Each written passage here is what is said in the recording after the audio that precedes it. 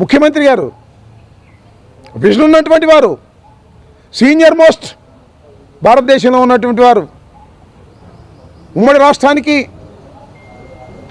ముఖ్యమంత్రిగా పనిచేసిన వారు, రెండవసారి ఆంధ్రప్రదేశ్కి ముఖ్యమంత్రిగా పనిచేస్తున్నవారు, 3 పార్టీలు కలుపుకొని సమాధానం చెప్పండి. 5 ప్రశ్నలకి, ఈ 5 ప్రశ్నలకి పారిపోకుండా, దాటవేయకోకుండా సమాధానం చెప్పండి. మీ చిత్తశుద్ధిని ప్రదర్శించండి. ఇది సమాధానం చెప్పుకోకుండా ఊరిని పిచ్చి పిచ్చిగా మాట్లాడిన ప్రజలు నమ్మరు. నాకు ఈ బయటకు వచ్చిన దగ్గర నువ్వు రాకముందు నాకేం అర్థం కాలేదు. బయటకు వచ్చిన తర్వాత నాకు అర్థమైంది, ఈ రాష్ట్రంలో ఉన్నటువంటి ప్రజానీకం న్యూట్రల్గా ఆలోచించేవాళ్ళు. సరే, వైఎస్ఆర్సీపీ క్యాడర్ సంగతి పక్కన పెట్టండి.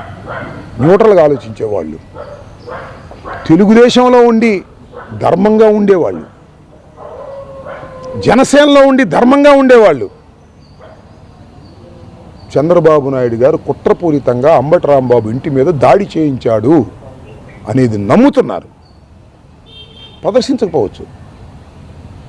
కూటమిలో ఉన్న వాళ్ళు నాకు ఫోన్ చేశారు, సార్ మీకు జరిగినటువంటి దాడిని పేర్లు నేను చెప్పాల్సిన అవసరం లేదు, ఇది కుట్రపూరితంగా జరిగింది, దీన్ని మేము ఖండిస్తున్నాం, కానీ మేము మీకు వచ్చి ఇప్పుడు ప్రదర్శన చేయలేం.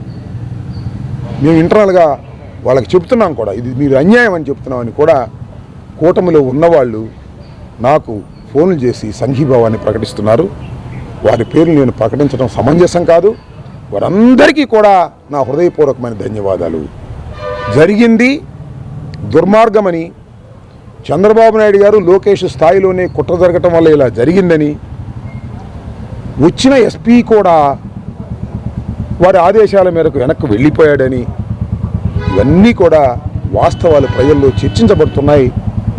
ఈ 5 ప్రశ్నలకి కూడా నారా చంద్రబాబు నాయుడు గారు, ఈ రాష్ట్ర ముఖ్యమంత్రి సమాధానం చెప్పి చిత్తశుద్ధిగా మీరు మీ చిత్తశుద్ధిని ప్రదర్శించుకోండి. సమాధానాలు చెప్పకపోతే మీరు ఇవన్నీ వాస్తవాలుగా ప్రజలు భావించండి అని ప్రజల్ని నేను మనస్ఫూర్తిగా కోరుకుంటున్నాను. ఓకే, చెప్పినట్టుగా దాడి వెనుక చంద్రబాబు నాయుడు హస్తం కుట్రదాడని చెప్పి చెప్పారు. మరి ఈ కేసు ప్రధాన ముద్దాయి అతని ఏమన్నా చేర్చాలి కదా? ఎవరిని? చంద్రబాబు నాయుడు. అసలు ఇచ్చిన వాళ్ళనే ఏవనగా కాదు, అప్పుడే వదిలేస్తే ఇంక చంద్రబాబుని పెడితే ఏవనగా ఎందుకు చేరుస్తారు? ఇన్వెస్టిగేషన్ ఈజ్ దేర్, వాళ్ళ ఇన్వెస్టిగేషన్ ఉంది.